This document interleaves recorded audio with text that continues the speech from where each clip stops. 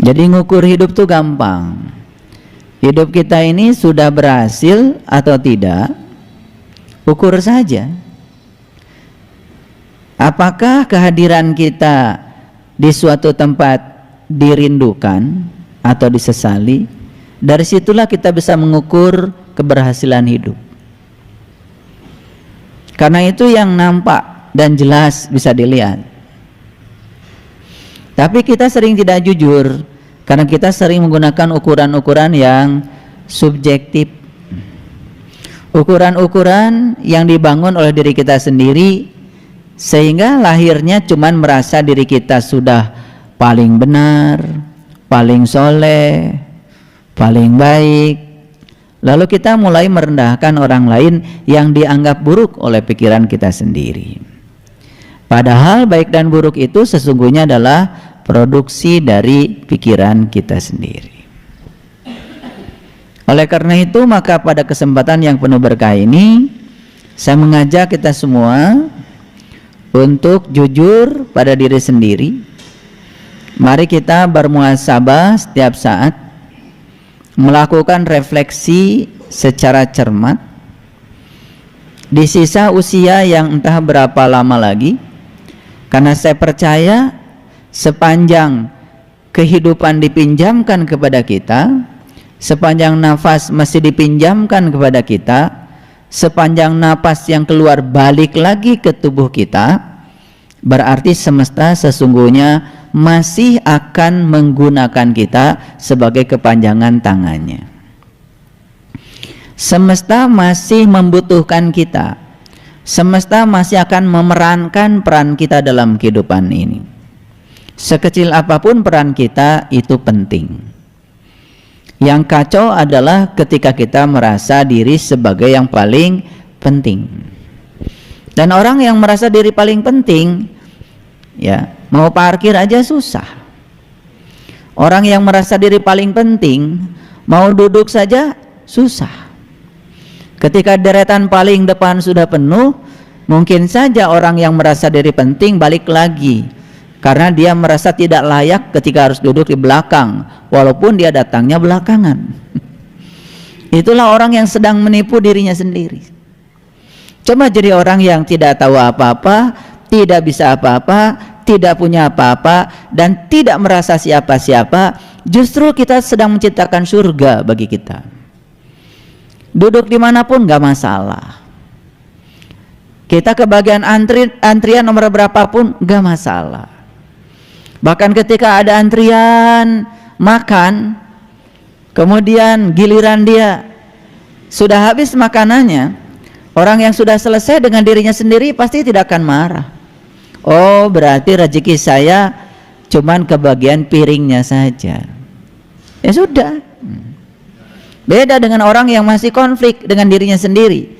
Ketika mendapatkan situasi itu pasti marah dan protes. Jadi gampang sekali. Ciri orang yang belum selesai dengan dirinya sendiri itu dimanapun selalu protes dan agresif. Selalu menyerang. Ya puncaknya demo lah. Dan terkadang ketika demo itu justru memaksakan kehendak pribadi agar orang mengikuti seperti yang dia mau. Itu orang yang tidak belajar untuk mendengarkan orang lain. Saya bukan melarang demo, boleh saja. Menyampaikan kritik itu bagus, selama kita bisa ngasih solusi. Kan kebanyakan orang hanya bisa mengkritik tetapi tidak pernah ngasih solusi.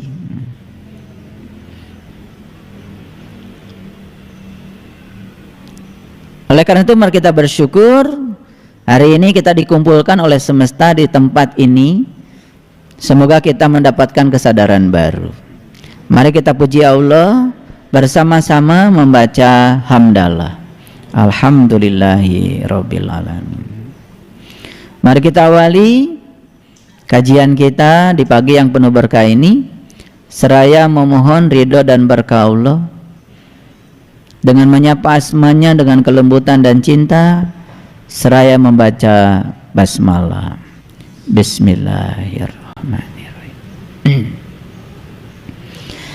Kajian kita hari ini akan diawali dengan pendahuluan, dan saya akan menunjukkan satu ayat yang sangat indah bagi yang tahu keindahannya.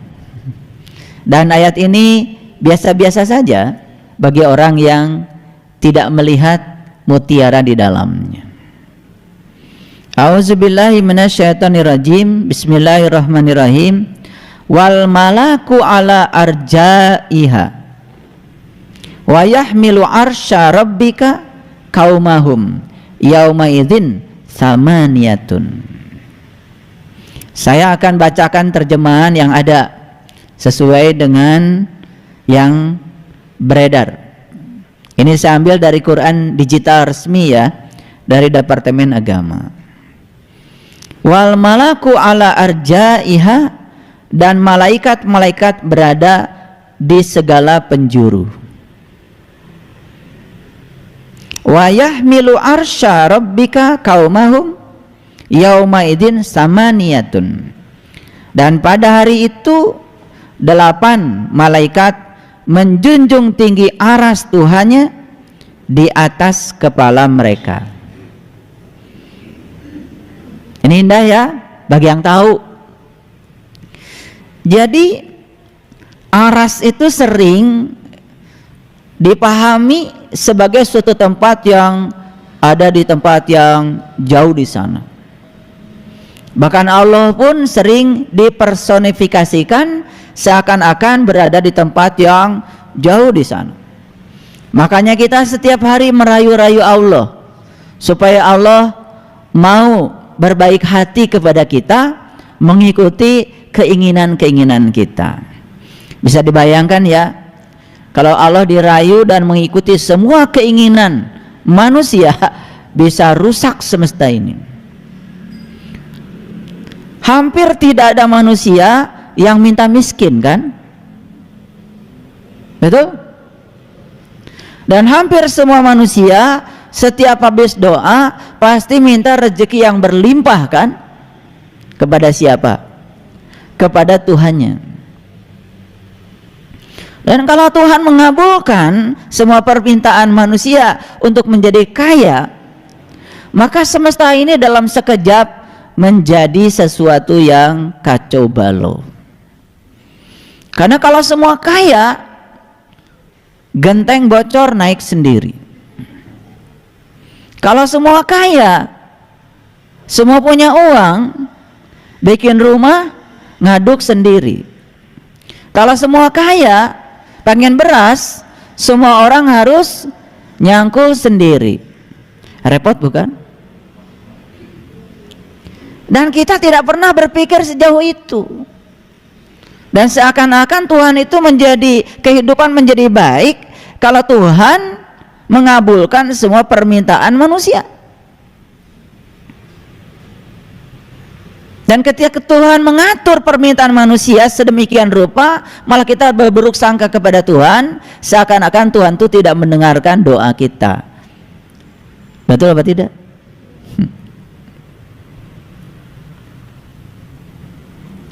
Jadi aras itu, ya, di sini dikatakan wa yahmilu arsya rabbika qaumahum.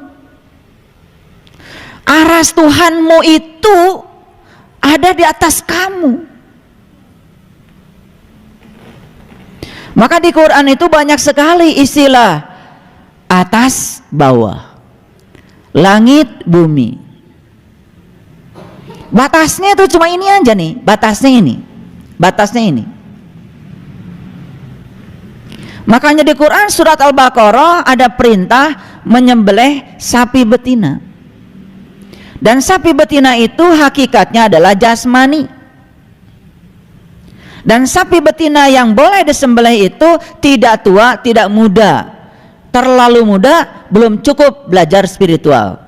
Terlalu tua sudah budek, nunggu pensiun, cara rangke, berdiri kunang-kunang, jalan sudah tidak lancar. Ya gimana ngajarinnya yang kayak gitu? Makanya di Quran dikatakan kalau mau belajar spiritual harus pertengahan. Pada saat kita sedang sehat-sehatnya, sedang kaya-kayanya, sedang muda-mudanya, sedang banyak waktunya. Makanya jagalah 5 sebelum datang yang 5, begitu kata Rasul. Lalu ciri selanjutnya, sapi betina yang harus disembelih itu warnanya kuning, kuning tua. Spektrumnya adalah spektrum kulit manusia. Tidak boleh ada cacatnya, tidak boleh ada belangnya, belum digunakan membajak sawah, dan belum pernah digunakan mengairi tanaman. Jelas sapi yang dimaksud bukan sapi yang di kandang sapi. Proses penyembelihan secara hakikat terjadi di sini nih, di leher. Maka leher itu adalah batas antara daerah atas dengan daerah bawah. Daerah atas ini sering disebut langit, daerah bawah sering disebut bumi. Jadi langit itu bukan yang di luar diri kita, bukan yang di atas sana, bukan yang warna biru. Karena banyak lagu-lagu TK yang sudah membentuk pikiran kita, lalu pikiran kita dari TK sampai sekarang tidak berubah. Coba lagu TK, bintang kecil di langit yang tinggi. Ada yang mengatakan bintang kecil di langit yang biru. Lalu kita mengatakan yang biru itu langit. Padahal kalau kita naik pesawat ke atas, kita tidak menemukan yang biru itu. Betul apa tidak? Yang kita temukan cuma ruang kosong antar planet. Lah yang 7 lapis langit itu yang mana? 7 lapis langit itu ada di sini. Di sini. Jelas sekali kelihatan. Bagi yang melihat. Yang tidak melihat ya nggak bisa lihat. Nama juga tidak melihat. Kadang-kadang yang nyata jadi nggak kelihatan gitu. Karena sudah terselimuti kita oleh kebodohan kita sendiri. Apalagi terselimuti oleh perasaan bahwa kita sudah pintar. Makanya berulang kali saya mengatakan yang bisa ditolong dalam kehidupan ini hanya mereka yang tahu. Kalau mereka tidak tahu, dia yang bisa ditolong. Selain itu nggak bisa ditolong. Jadi di mana aras itu? Quran mengatakan wa yahmilu arsya rabbika qaumahum. Aras Tuhanmu itu ada di atasmu, qaumahum. Makanya ini batasnya, dari sini ke atas dengan dari sini ke bawah. Jadi aras itu nggak pernah jauh. Dan ternyata para malaikat itu pun ya berjaga di atas aras. Dan kalau kita mengatakan aras itu jauh di sana, itu berlawanan dengan Quran. Karena Allah mengatakan, aku bersamamu, lebih dekat kepadamu daripada urat nadi lehermu. Pegang urat leher di mana? Pegang. Jangan-jangan nggak tahu. Kan urat leher di sini nih. Urat leher di sini. Sedangkan Allah mengatakan, aku lebih dekat kepada kamu daripada urat lehermu. Berarti kalau urat leher di sini, arasnya Allah harusnya lebih dekat dari itu. Masuk akal kan? Nah, yang manggut-manggut berarti udah tahu. Yang belum manggut bingung, bagus. Ada bakat untuk jadi orang tahu. Gitu. Nah, ada yang manggut tidak, bingung tidak. Ditanya ngerti tidak. Ditanya apa yang mau ditanya juga nggak tahu. Nah, ini yang berbahaya. Ini tanda kematian jiwa kita itu. Ya. Jadi kalau masuk di ruangan ini bingung, udah bagus itu. Ya, bagus. Masih ada tanda-tanda kehidupan itu. Tapi kalau ditanya oleh saya bingung, tidak. Ngerti? Tidak. Ada pertanyaan? Nggak ada. Nah, itu sudah jelas itu, ya. Itu sudah mati suri itu. Tidak ada tanda-tanda kehidupan itu pikirannya itu. Nah, Allah mengatakan di ayat ini, ya, 8 malaikat itu menjaga aras. Jadi yang menjaga aras itu ada 8 malaikat. Apa pentingnya kajian ini didasari oleh pendahuluan ini? Karena saya mau masuk nanti agak dalam hari ini. Malaikat apa saja yang menjaga aras ini? Ada 8. Loh, bukannya malaikat 10? Tar, yang 2 belakangan. Yang 8 aja dulu. Apa sih malaikat itu? Malaikat itu adalah makhluk yang terbuat dari cahaya. Nah, sekarang kita apa? Kan Allah bilang di Quran, fa iza sawaituhu wa nafakhtu fihi mir ruhi faqa'u lahu sajidin. Ketika aku sudah selesai menciptakan tubuhmu, aku tiupkan ruhku. Jadi nggak ada ruhmu, yang ada adalah ruhku, bagian dari dirinya Tuhan yang ditiupkan kepada kita. Apa wujudnya ruhku? Tuhan mengatakan wujudnya ruh adalah nur. Nur itu bahasa Arab, bahasa kitanya adalah cahaya.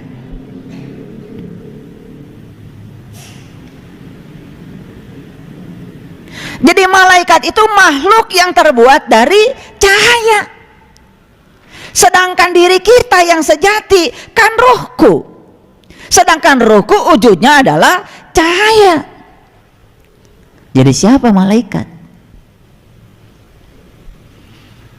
Bingung kan? Nah, kalau tidak bingung berarti sudah kosong tuh. Kalau masih bingung karena kita masih menganggap malaikat itu suatu entitas yang keluar dari diri kita. Setan itu suatu entitas yang keluar dari kita. Jadi banyak makhluk tuh. Ada manusia, ada setan, ada malaikat. Bingung kan? Iya. Padahal malaikat di sini, setan di sini, manusia di sini, Adam di sini, Hawa di sini, semua ngumpul di sini.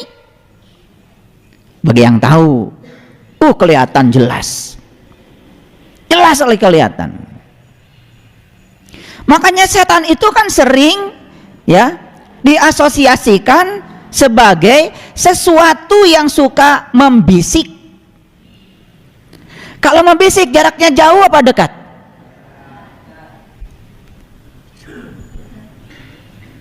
Kalau dari jarak jauh namanya teriak. Sedangkan di Quran tidak ada kata setan berteriak. Yang ada itu yuwaswisu fi sudur, membisik kesadaran. Siapa yang suka membisikkan kesadaran kita? Kan sebetulnya pikiran bodoh kita, pikiran gelap kita. Bukankah itu diri kita sendiri? Nanti malam mau bangun jam 2, pasang alarm tepat jam 2. Yang mengatakan nanti malam mau bangun jam 2 itu kesadaran. Kamu yang sadar. Jam 2 alarm bunyi. Begitu bunyi ada yang bisik tiris. Tidak banyak bisiknya, cuman tiris. Bisa saja bisiknya cuma lebih sederhana lagi, tunuh.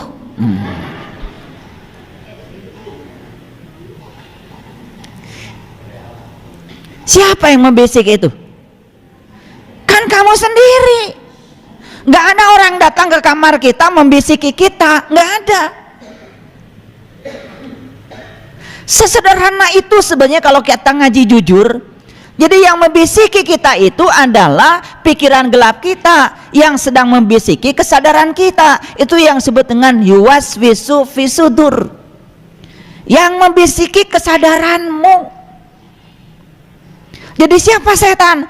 Ya kamu. pada saat kamu sedang berada di pikiran gelap. Siapa malaikat? Ya kamu juga pada saat kamu sedang di pikiran waras. Malaikat disuruh sujud pada Adam, langsung sujud karena waras. Malaikat itu bisa nembus yang dibalik Adam. Yang dia lihat bukan hanya Adam, tetapi yang dibalik Adam siapa? Ruhku yang ditiupkan ke dalam Adam, yang tiada lain adalah diri sejatinya Adam. Tapi yang namanya setan, yang namanya iblis disuruh sujud, dia nggak mau sujud. Karena apa? Yang dilihat dari Adam bukan yang dibalik Adam. Dia melihat Adam sebagai Adam. Karena apa? Buta mata kolbunya. Jadi siapa sesungguhnya setan dan iblis itu? Ya itu. Itu aja, takut ada yang tersinggung. Tuh ketawa kan? Nah itu. Nah itu. Karena kalau kita membicarakan setan, iblis, di kajian ini tidak dihadirkan setan dan iblisnya, kita menggunjing setan dan iblis. Sedangkan menggunjing itu kan tidak boleh. Makanya saya hadirkan dulu setan dan iblisnya. Tuh kan ketawa. Biar tidak menggunjing. Kalau di depan kan nggak menggunjing, namanya menasehati. Kalau di belakang bahaya. Makanya saya tidak pernah menggunjing, karena bahaya menggunjing itu. Kalau kita menggunjingkan setan dan iblis lebih mulia. Jelas yang menggunjing itu kotor. Saya nggak mau. Makanya saya hadirkan dulu setan dan iblis, baru saya bicarakan. Tuh pada ketawa kan? Iya. Bajunya kayak soleh. Ya itu. Ngerti ya sampai sini? Udah, nggak usah terlalu dalam. Nah sekarang lanjutkan. Jadi yang disebut dengan malaikat itu, ya, malaikat itu artinya adalah tekad. Malaikat itu artinya karep. Malaikat itu artinya keinginan yang sangat kuat. Dan tekad, karep, keinginan yang kuat itu disebut malak. Malakaini malaikatun. Makanya sedikit belajar bahasa Arab supaya ngerti. Jadi malaikat itu malak, milik, kepunyaan, sesuatu yang terdalam yang kita miliki. Itulah karep, tekad. Makanya yang menjaga aras itu ada 8 malaikat. Mari kita rinci. Ini urutannya harus benar. Karena selama ini yang kalian hafal urutannya kurang tepat alias tidak benar. Dari mana kita mengurut malaikat? Nih cara mengurutnya.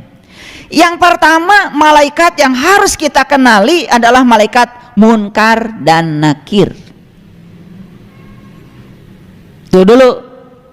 Siapa dia? Dia yang bertanya di kuburan. Apa kuburan? Pasti otakmu langsung, kuburan adalah tanah. Siapa yang ditanya? Yang ditanya adalah orang yang sudah mati. Ada kerjaan malaikat. Orang mati ditanya-tanya. Itu bahasa siloka yang dipahami oleh kita keliru.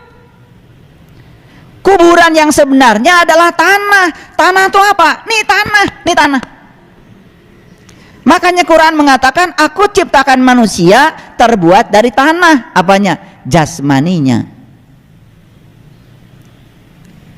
Karena tanah adalah unsur yang paling dominan. Tubuh kita tidak akan tumbuh hidup kalau nggak ada tanah. Karena kalau nggak ada tanah, jelas nggak ada tahu. Kalau nggak ada tanah, jelas nggak ada tempe. Kalau nggak ada tanah, jelas nggak ada daging karena nggak ada rumput. Kalau nggak ada tanah, jelas nggak ada kecap. Nggak ada tanah, jelas nggak ada nasi. Semua itu yang kita makan itu berasal dari tanah. Unsur pembantunya, suplemennya adalah air, udara, matahari. sumber api. Tetapi unsurnya yang paling utama adalah tanah. Makanya kita terbuat dari tanah. Setuju sampai sini? Ya, kita ini terbuat dari apa yang kita makan. Nggak pusing kan? Makanya bentuk tubuhmu ditentukan oleh mulutmu.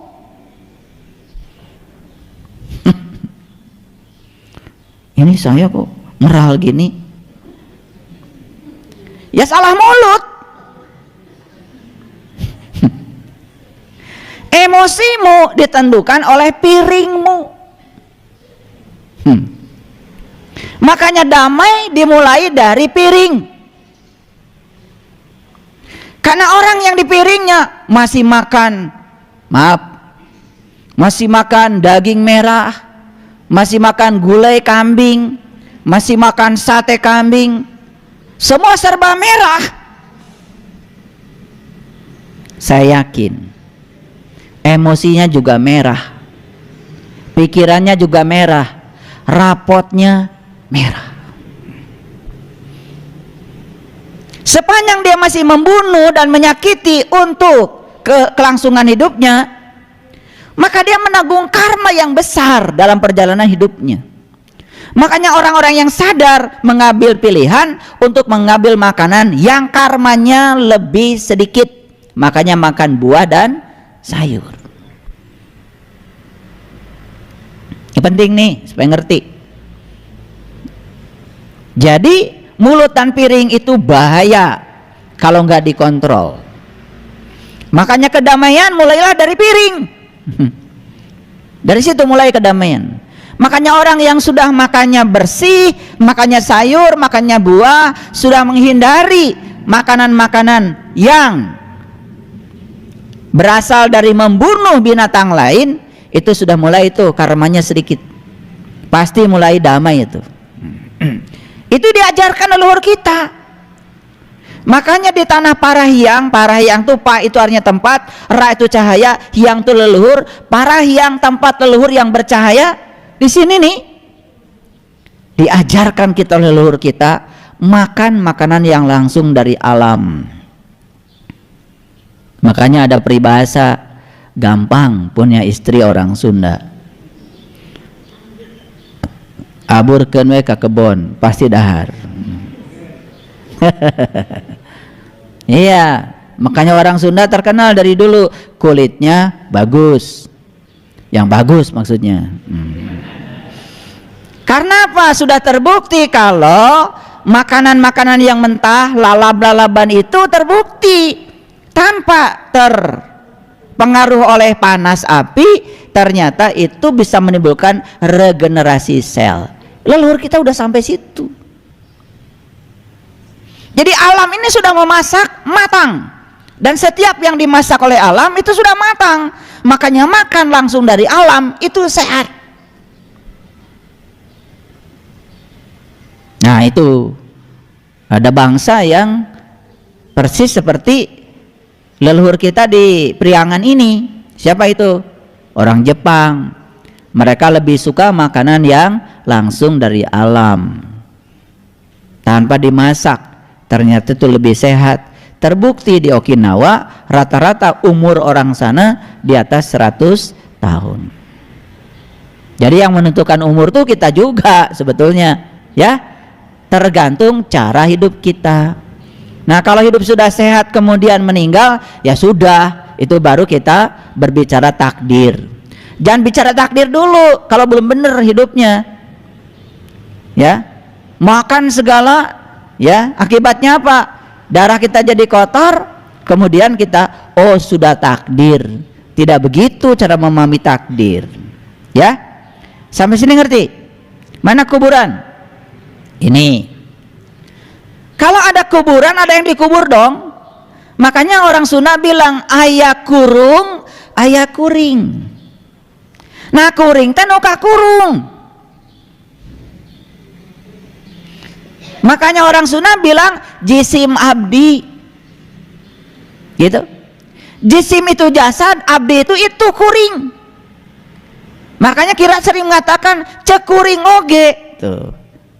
Tidak pernah mengatakan cekurung oge, dah kurung mah bukan diri kita. Diri kita yang sebenarnya kuring. Kurung mah anu ngurungan kuring. Itu yang disebut dengan diri sejati. Hebat leluhur kita mah.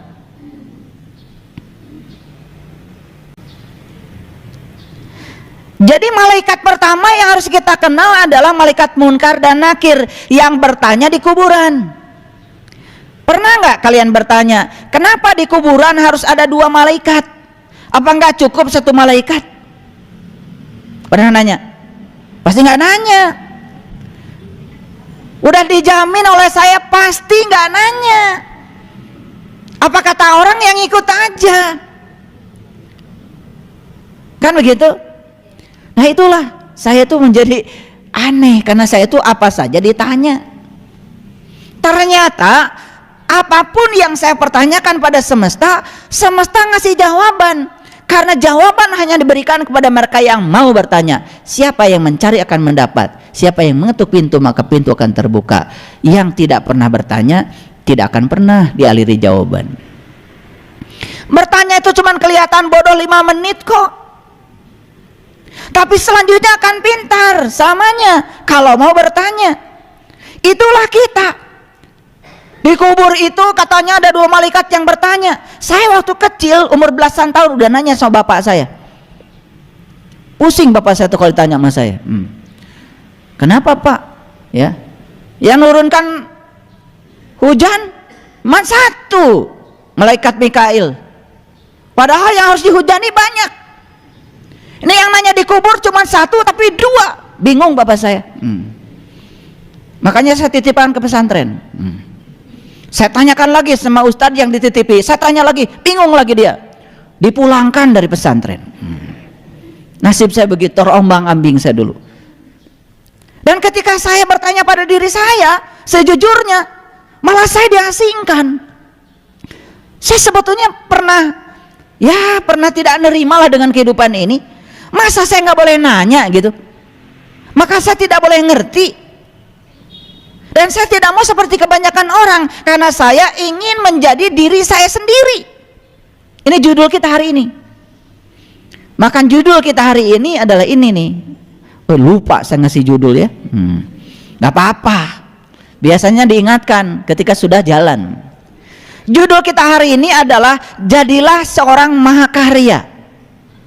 Hapus gagasan menjadi seseorang. Jadi yang disebut dengan mahakarya itu bukan yang bikin patung, bukan yang bikin gedung, yang bukan yang bikin pesawat. Seorang mahakarya bagi saya adalah mereka yang sukses menjadi dirinya sendiri. Stop menjadi seseorang. Nah, ketika saya ingin menjadi diri sendiri, menyampaikan pertanyaan-pertanyaan kritis seperti itu, malah saya harus terasing dari kehidupan. Karena yang namanya ngaji dari kecil ya sudah, belajar ikhfa, belajar idgham, bigunah, bilaguna, belajar itu, belajar iqra yang namanya ngaji. Di otak saya yang namanya ngaji bukan itu, kalau itu kan baca. Bagi saya baca belum ngaji. Dan lucunya kita kalau sudah baca kitab suci merasa sudah ngaji, padahal ngaji itu kan mengkaji. Kalau saya cuma baca belum tentu mengkaji. Itu dari umur belasan tahun saya sudah begitu. Saya nanya perkara kenapa di dalam kubur itu ada 2 malaikat. Saya tanya udah keliling dunia Bapak Ibu.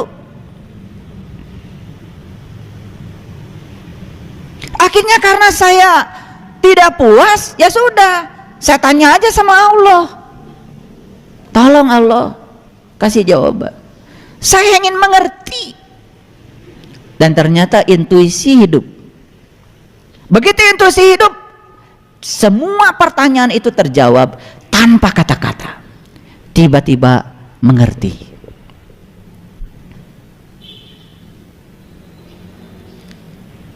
Yang namanya syahadat itu kan 2. Asyhadu an la ilaha illallah wa asyhadu anna Muhammadar Rasulullah. Syahadat itu 2. Yang harus kita saksikan itu 2. Satu yang harus kita saksikan Allah, yang kedua yang harus kita saksikan Rasulnya Allah. Dua kan syahadat itu. Makanya syahadat itu adalah penyaksi menyaksikan dua. Penyaksinya satu, yang disaksikan dua, Allah dan Rasulnya. Dan kenapa pertanyaan di dalam kubur itu dua, munkar dan nakir, yang harus dijawab oleh kita juga dua. Dalam tradisi Islam yang harus kita kenal dua, Nurullah, Nur Muhammad. Dalam tradisi Nasrani yang harus kita kenal juga dua, Bapa dan Putra. Dalam tradisi Hindu dan Buddha yang harus kita kenal juga dua, Brahma dan Wisnu. Yang harus kita kenal dalam tradisi Kejawen juga dua, Sukma Kawakas dan Sukma Sejati. Yang harus kita kenal dalam tradisi pewayangan juga dua, Batara Tunggal dan Batara Wenang. Luar biasa.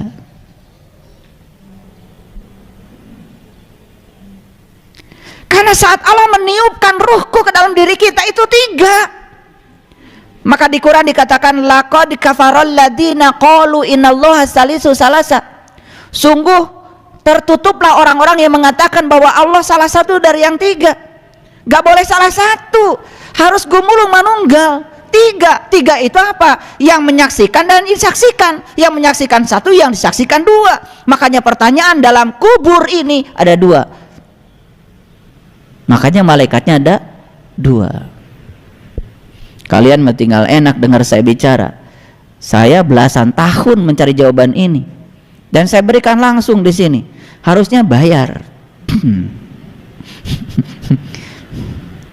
Nggak usah cuma bercanda. Karena kata Rasulullah, ilmu ini jika ditawarkan kepada mereka yang tidak mencarinya, gratis saja belum tentu mau. Dan ilmu jika ditawarkan kepada mereka yang mencarinya, ditukar dengan gunung emas, dia akan mengatakan tak sebanding. Makanya ada beberapa orang yang baru dibuka mata kalbunya, kemudian bilang sama saya, tidak ada lagi kata-kata yang pantas untuk diucapkan. Kata terima kasih tidak cukup katanya untuk menyampaikan itu. Karena apa? Kebahagiaan yang luar biasa, karena bisa menjawab pertanyaan munkar dan nakir. Apa pertanyaan munkar dan nakir? Kaman rabuka. Kan itu man rabuka, siapa Tuhanmu? Dan kita tidak akan bisa menjawab siapa Tuhanmu kalau kita tidak tahu siapa Rasul kita. Karena yang bisa mengantarkan kita kepada Allah itu Rasul.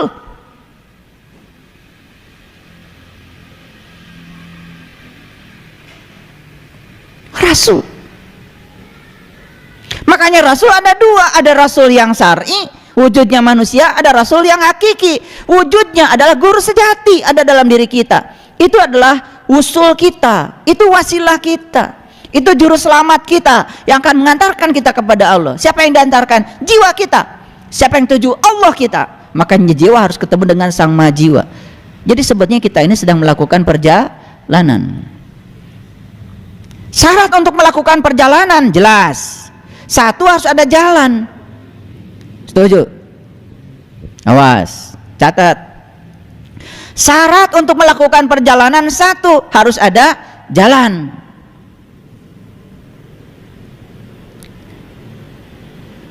Setuju dengan saya? Apa jalan? Itulah agama. Makanya agama itu adalah jalan. Maka untuk mencapai tujuan, ya silakan mau lewat jalan mana saja. Yang penting Anda tekun di jalan Anda. Jangan mikirin jalan orang, sementara Anda tidak pernah jalan-jalan. Tekun. Kan untuk mencapai masjid ini, kalian bisa lewat jalan mana saja. Yang dari Jakarta lewat Puncak, boleh. Yang penting tekun di jalan, nyampe di sini.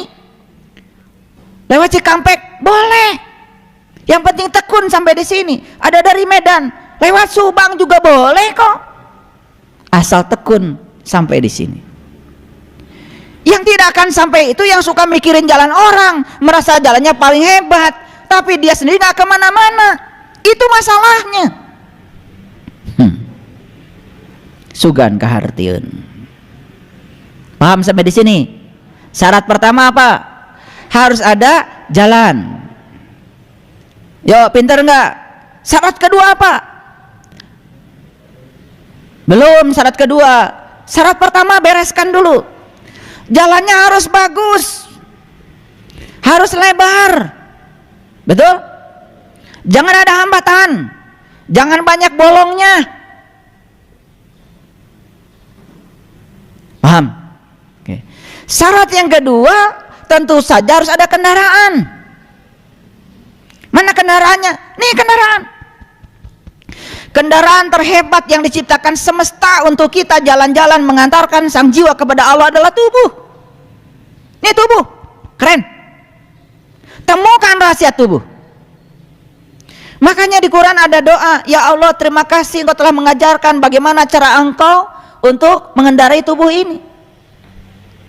Subhanalladzi syahhara lana hada wa ma kunna lahu muqrinin wa inna ila rabbina lamunqalibun. Itu doa diucapkan kalau kita sudah bisa menggunakan kendaraan, bukan bis, bukan Innova, bukan BMW, bukan itu. Kendaraan yang diciptakan semesta adalah ini. Bisa nggak kalian menggunakan ini? Kalau sudah bisa menggunakan kendaraan ini, baru mengucapkan itu. Subhanalladzi syahhara lana hada wa bakunna lahu muqrinin wa inna ila rabbina lamunqalibun. Kendaraan yang bisa mengantarkan kita kepada Tuhan, itu tujuan kita. Doa itu kalian pakai untuk naik angkot. Emang kalian naik angkot mengendarai sendiri? Kan tidak, duduk. Padahal kata-katanya terima kasih ya Allah, Engkau telah mengajarkan bagaimana cara aku menggunakan kendaraan ini. Cara Allah mengajarkan cara menggunakan kendaraan ini, kita akan dipertemukan dengan seorang guru. Di zamannya kita dipertemukan dengan para nabi dan para rasul. Ngerti sampai sini? Satu harus ada apa? Jalan. Dua harus ada kendaraan. Makanya ini kendaraan jaga. Kalau harus makan Pertamax ya Pertamax. Kalau semakan Pertamina Dex, Pertamina Dex. Diciptakan untuk Pertamina Dex, makan biosolar. Ya kalau kita salah makan ya hancur tubuh ini. Makanya pelihara. Makan itu harus menggunakan rumus makan tuh 3J. Satu, jadwalnya harus benar. Dua, jenisnya harus tepat. Yang ketiga, jumlahnya harus tahu diri. Jangan mentang-mentang enak nambah terus. Tambah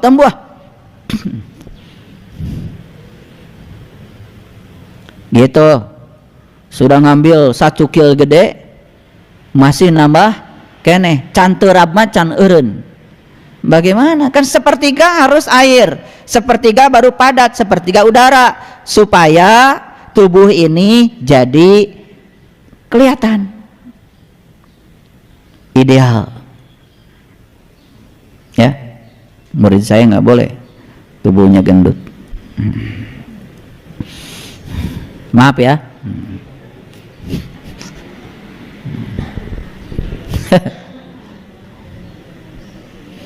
Lanjut dulu. Satu, harus ada jalan. Dua, harus ada kendaraan.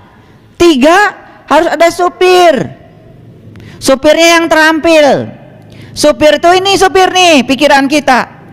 Makanya pikiran itu harus bisa mengingat, memahami, menerapkan, menganalisis, mengevaluasi sampai mensintesa. Itu yang disebut dengan keterampilan kognisi.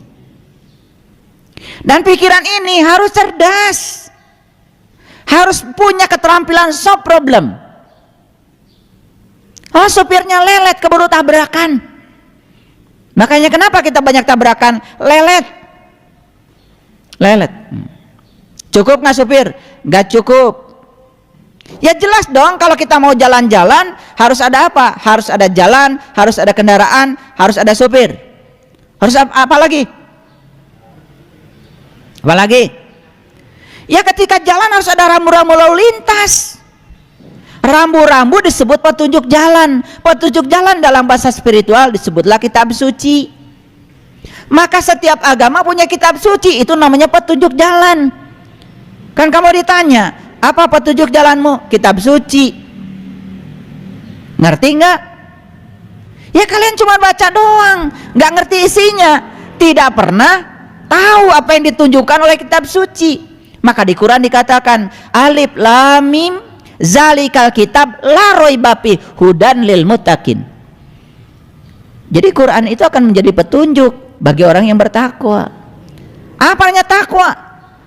Takwa itu di Quran jelas. Di surat Al-Baqarah ayat 63 dikatakan takwa itu satu mengambil janji, dua mengangkat kesadaran, yang ketiga menyaksikan dia yang menunjukkan diri puncak kesadaran, yang keempat ingat apa yang ditunjukkan, la'allakum tattaqun, baru takwa.